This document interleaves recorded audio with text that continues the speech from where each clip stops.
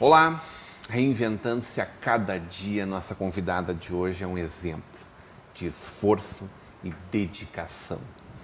Natural de Tenente Portela, filha do seu Nestor e da dona Elizabeth, com incerteza de se conectar com a aprendizagem, com o tempo desenvolveu habilidades diferentes dos seus colegas, vindo o interesse por estudar alguns teóricos que na época a maioria considerava difícil de entender. Fez seu mestrado com a ajuda do pai, sempre muito preocupada com a inserção no mundo do trabalho. Esposa do Vanderlei, é graduada em Psicologia pela Universidade Federal de Santa Maria, mestre e doutora em Psicologia Social e Institucional pela URGS. Desde 2006, trabalha no ensino superior da Rede Sinodal. Há 10 anos na docência e coordenação do curso de Psicologia da INH. Também atuou como psicóloga educacional na Fundação e no Oswaldo Cruz, na coordenação dos cursos de extensão e pós-graduação, e atualmente é vice-diretora de Educação Profissional e Faculdade da INH. Hoje teremos uma conversa de peso com Renata Amélia Ros. Seja muito bem-vinda, Renata Ros, para essa conversa de peso. Que agradeço. Filha de Tenente Portela, lá longe. Longe. Veio parar como aqui no Novo Hamburgo? É uma longa história. Na verdade, nem em Tenente Portela eu morei, né? É a história de Tenente Portela que meus avós eram de lá, meus avós maternos. E então minha mãe foi me ter perto da minha avó. E na época eu nunca cheguei a morar, mas visitava muito, né? Só foi para lá para nascer, então? Só nasci, e visitar meus avós depois. Então eu conheço Portela assim com esse sentimento gostoso assim de Natal, né? E épocas boas assim. E esse Amélia, hein? O Amélia é aquela velha história assim, quando na família os pais decidem que precisam dar os nomes para os filhos com uma regra, né? Então, meu pai tinha uma regra que era R-A-R, né? Então, minha irmã era Rachel Andréa Ros. E ele, então, foi tentar buscar o segundo nome para o meu nome e buscou numa tia. Nada a ver com toque, isso? Não, acho que não, meu pai não tem perfil. Mas isso existe, as pessoas fazem assim, às vezes misturam os nomes, né? Às vezes tem várias crenças, assim. E a Amélia é uma tia, então, que eu não cheguei a conhecer, mas que ele tinha com muito carinho, assim, afetividade por ela. Ela era uma pessoa muito cuidadora. Então, é um nome que eu uso, não uso, às vezes está ali, né? Acho que faz parte da minha vida. E alguma coisa da Amélia? Que fica em mim? Acho que eu busco. Ela é a mulher de verdade, né? Eu busco uma Amélia cuidadora, afetiva. Eu busco, sim, acho que é a feminina também, acho que o feminino da Amélia diz que ela não tem vaidade, né? Mas eu busco sim um feminino, uma Amélia que possa cuidar do outro, sim. Da minha tia, né? Da música eu não sei. Mas nada a ver com submissão.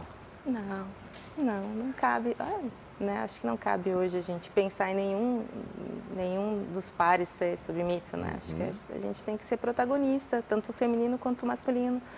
Eu gosto de falar com os meus colegas do protagonismo feminino, mas também acho que não é fácil ser masculino no contemporâneo, né? A gente está sempre tendo que se criar e se haver com essas imposições, o que é ser macho, o que é ser fêmea, né? Então, eu não gosto de bipolarizar essas coisas e, né, tratar isso. Acho que a gente tem uma luta. Não existe esse maniqueísmo, realmente, né? Existe nessa forma que a gente foi educado dessa forma, né? Maniqueísta, então os meninos assim, as meninas assim, né? De novo em voga agora, o menino veste azul, a menina rosa, veste né? rosa. A gente é educado, né? Tem uma colega minha que é psicóloga e está educando um filho. E ela disse o quanto é difícil educar o filho diferente, né? Não tão brigão, não tão de bater, porque a cultura, as brincadeiras vão chamando para isso, né? A gente está inserido numa sociedade que às vezes requer... Eu falo muito isso em psicologia escolar, né? Que a escola é extremamente difícil para o menino. Aí, por quê, né? Eu digo, porque o menino, se ele é doce na escola, se ele gosta de estudar, se ele gosta de estar perto da professora, fazer...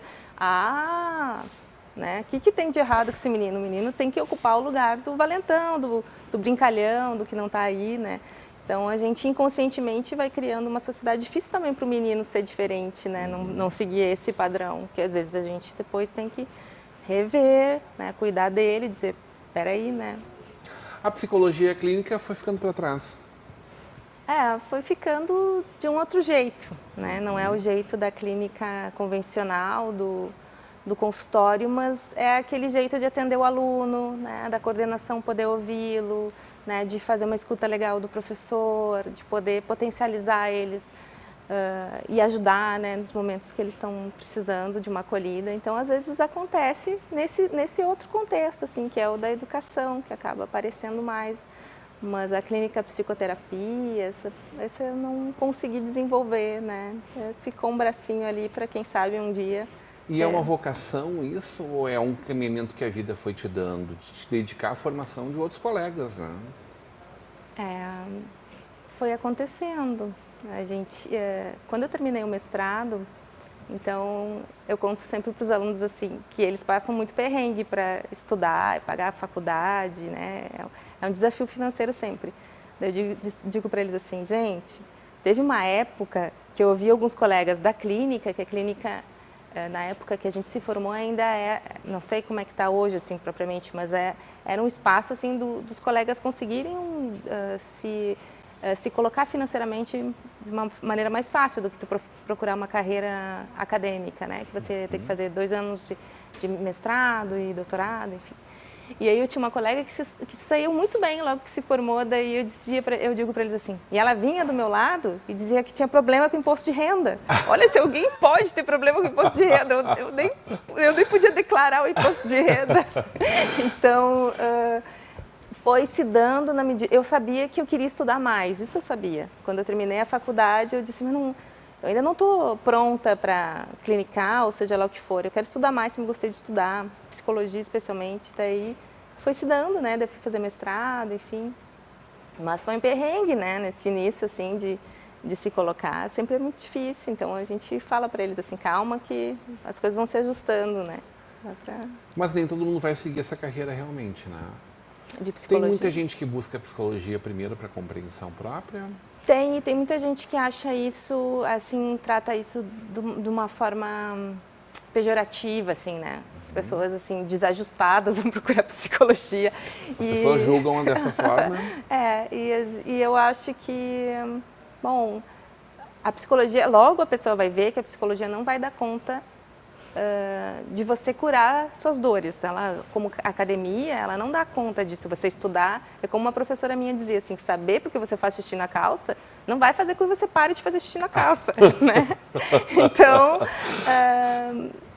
teoricamente, você pode ser muito bom, mas se você não fizer um bom tratamento, né, que realmente coloque ali as dores, sair da razão, da racionalização do problema, não vai dar conta, né? Então, isso que acontece muitas vezes, as pessoas vão com esse interesse, gostam de saber, mas logo vão sacar que tem que fazer a sua formação, né, a sua terapia, enfim.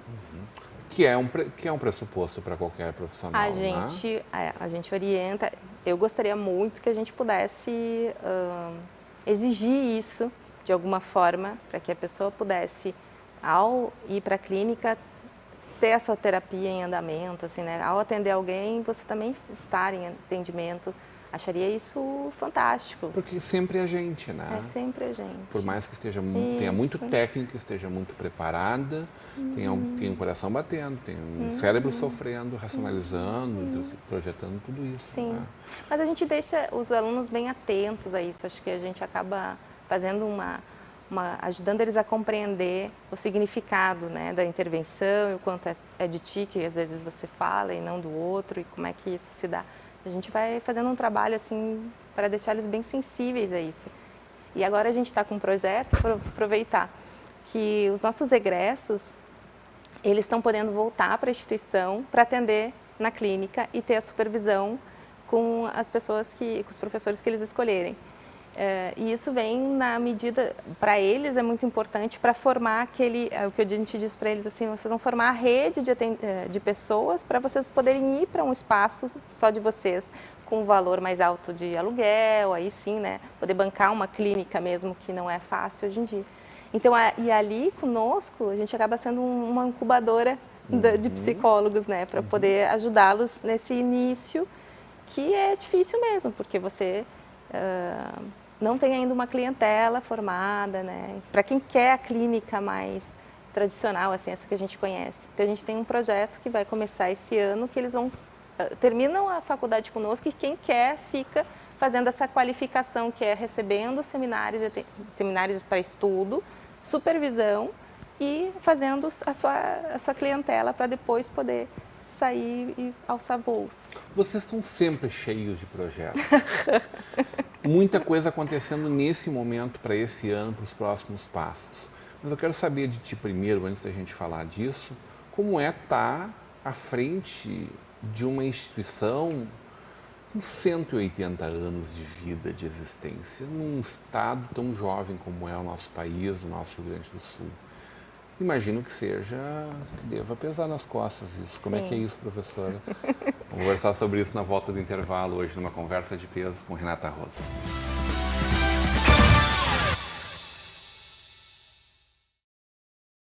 De volta para uma conversa de peso, hoje recebendo a vice-diretora de Educação Profissional e da Faculdade INH, a Renata Ros, a psicóloga Renata Ros. Numa instituição quase bicentenária, Renata, como é que foi chegar lá e ir ocupando esse espaço todo que hoje te conferem os diretores da nossa INH? Eu acho que eu só aceitei esse convite do diretor porque ele me garantiu o apoio, né, e o cuidado, assim.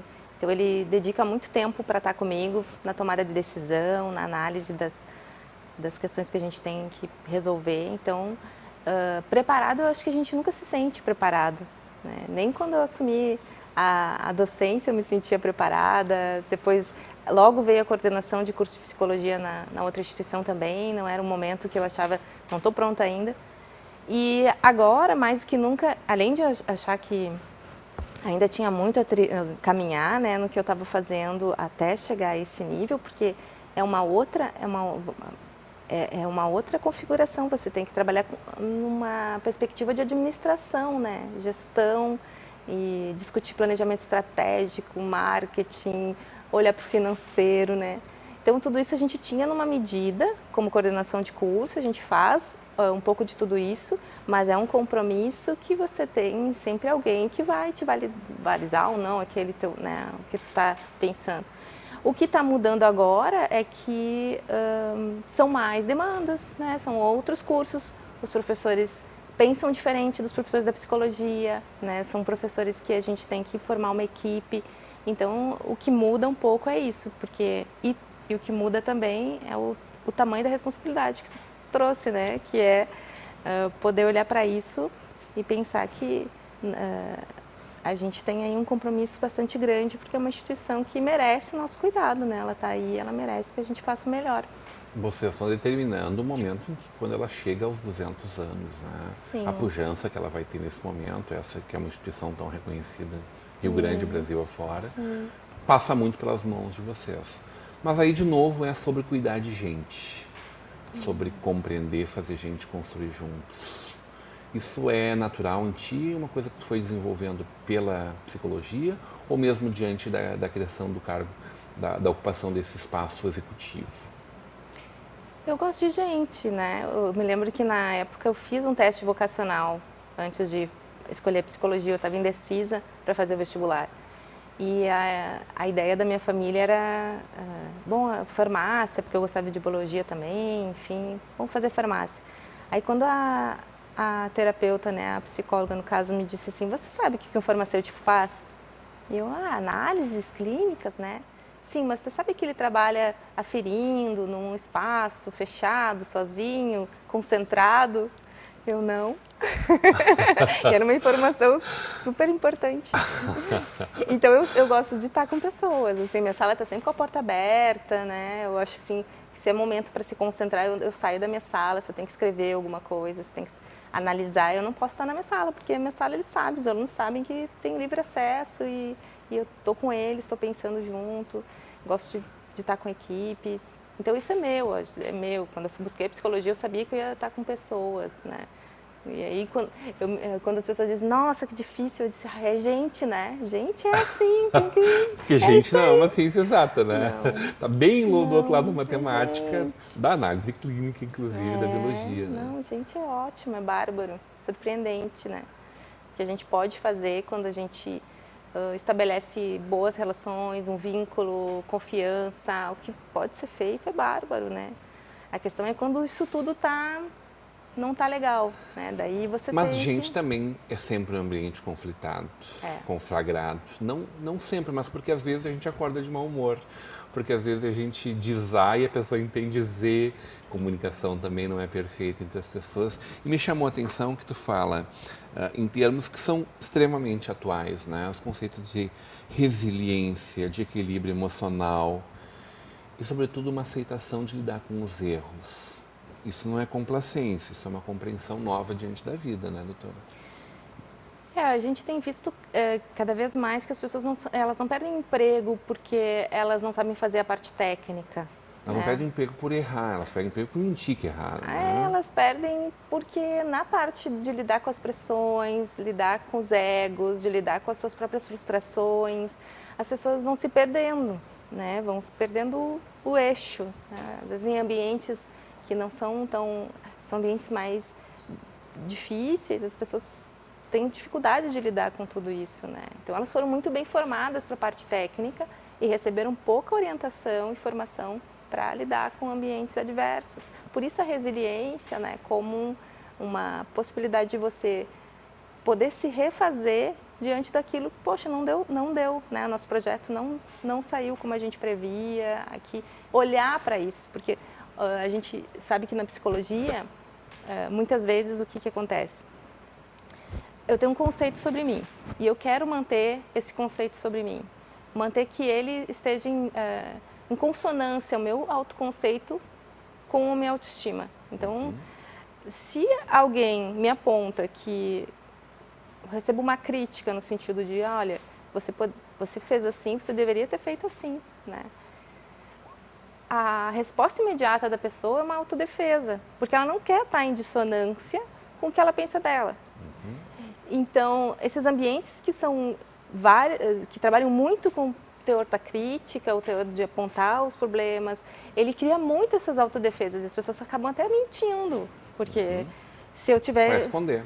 Para esconder-se até de si. Uma né? fragilidade... Porque é muito difícil lidar com o que eu muito gostaria de perfeição. Muito difícil lidar com a gente de verdade? Porque o que eu quero de perfeição de mim e o que eu consigo executar, às vezes não bate, né? Então, essa régua aqui, eu preciso saber lidar. Por isso que eu disse assim, aprender com os erros, olhar para os erros, porque se você tem um objetivo de vida, né, você vai poder aprender com eles. Mas geralmente a gente escapa dessa parte, a gente não quer olhar muito para isso, porque isso não traz desconforto. E esse desconforto, às vezes, se transforma em angústia, às vezes, atrás de uma angústia tem um desconforto de ego ali, né, que está apontando alguma coisa. A gente sempre tem uma visão míope em relação a gente ou ela pode ser muito aproximada da realidade?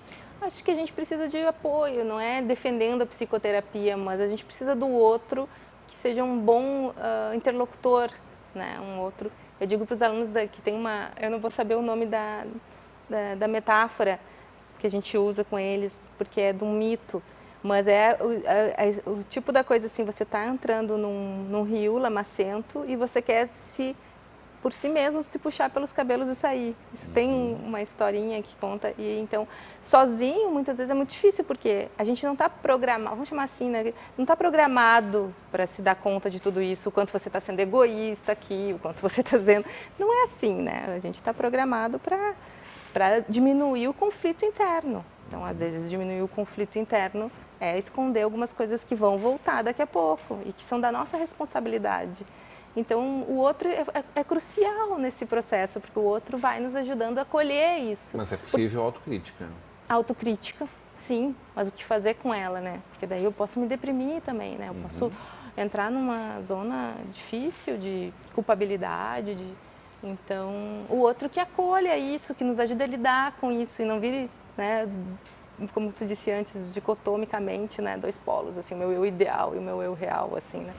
Que ajude a gente a integrar mais, né, que a gente possa se permitir. É como o executivo de futebol que quer comprar o craque por quanto ele vale e vender por quanto ele acha que vale, é isso? Pode ser.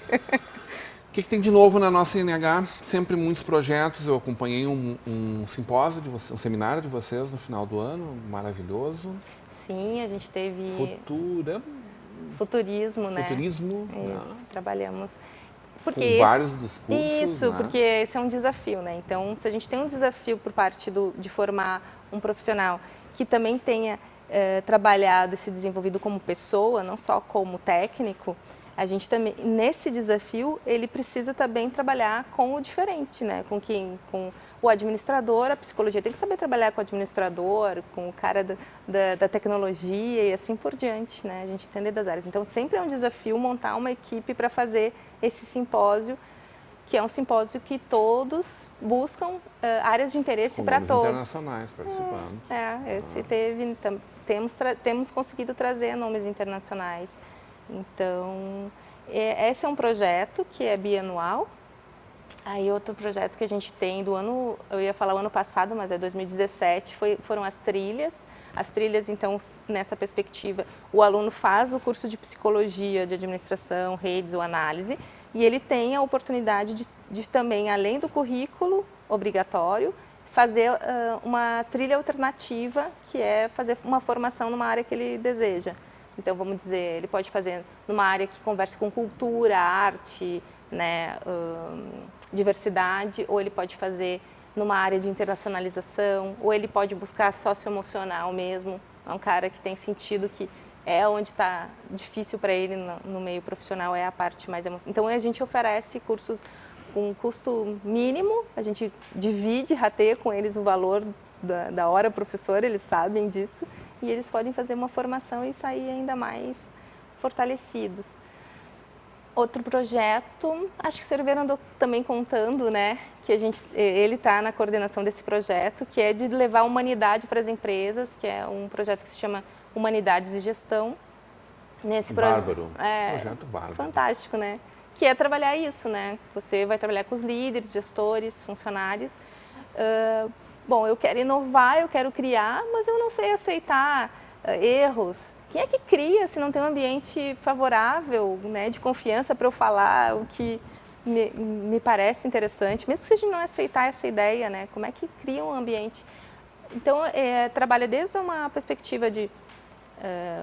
o Martin trabalha com mindfulness e com toda essa questão da agressividade que às vezes nos pega, né? Às vezes a gente está em momentos de pressão e a gente não consegue pensar se a gente está tomado por essa, que ele chama de zona A, né? Que a gente está tomado pela agressividade, pelas dificuldades, estresse. Não é difícil nos dias de hoje com o avanço das redes sociais, né? Sim, é muito nosso, né? Volta e meia a gente tem que se cuidar, que a gente pode estar...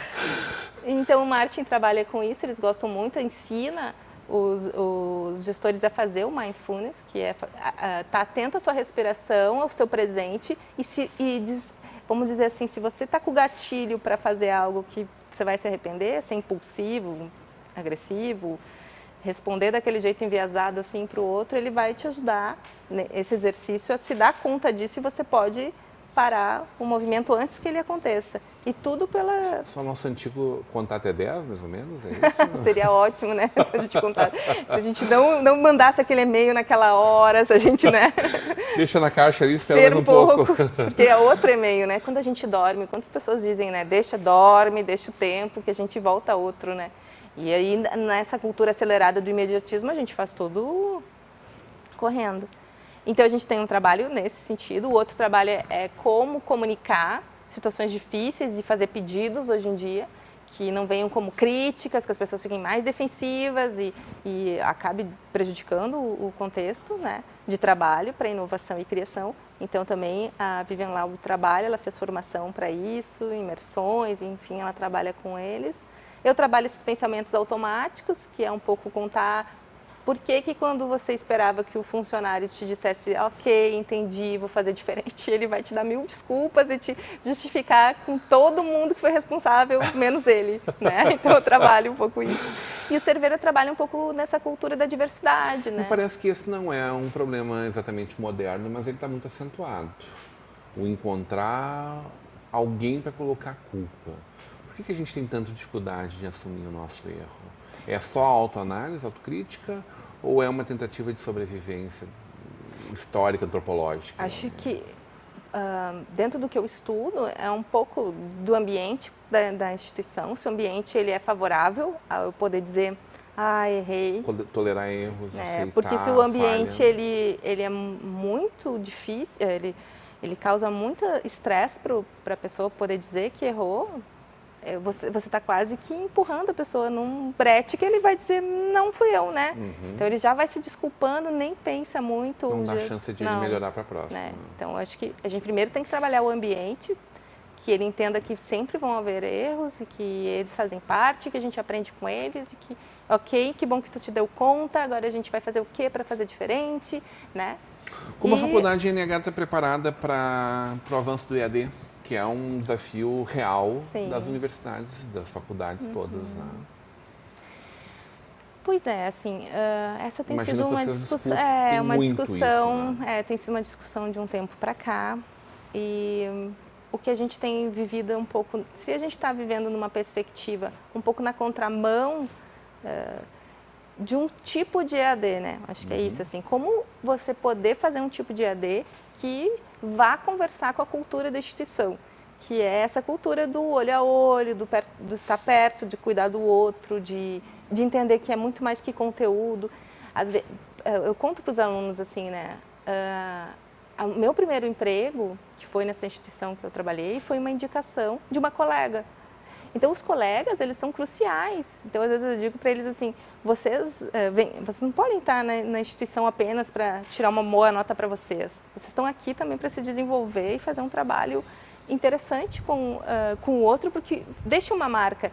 Então, como é que faz uma instituição que pensa tudo isso, que quer pensar lá a saída do egresso, quer pensar o dia, quer que ele se desenvolva e faz isso e tem que montar um EAD, então, que seja compatível com essa cultura. Esse é o nosso desafio. Né? Se a gente vai entrar no EAD, provavelmente a gente vai entrar num jeito mais híbrido, né? Num jeito que conversa com o presencial, mas totalmente EAD não tem sido o nosso trabalho até aqui. Assim, né? Isso é importante. Muito bom, adorei conversar contigo. Também. Seja sempre muito bem-vindo. Sucesso Deixar sua no teu trabalho, sucesso para a nossa INH. Obrigada. Hoje, numa conversa de peso com a vice-diretora da INH, a Renata Ros.